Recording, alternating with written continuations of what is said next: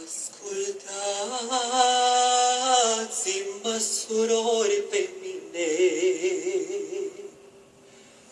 și voi, frații mei, ce v-ați vădit. Îi păcat, nu-i drept, nu este bine să vinzi casa care te-ar călzi. Bani ne-ar trebui la fiecare, toți avem copii și vremea-i grea,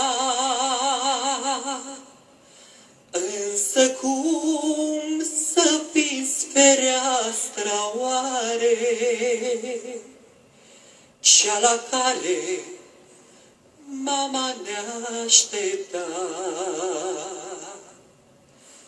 O casa părintească nu se vinde, nu se vinde pragul părintesc.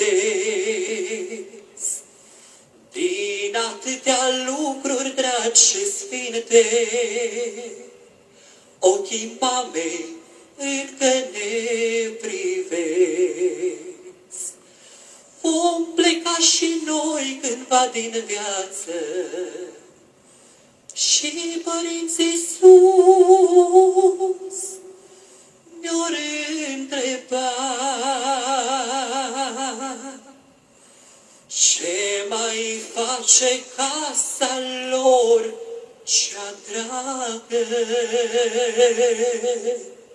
Cine are grijă azi de ea?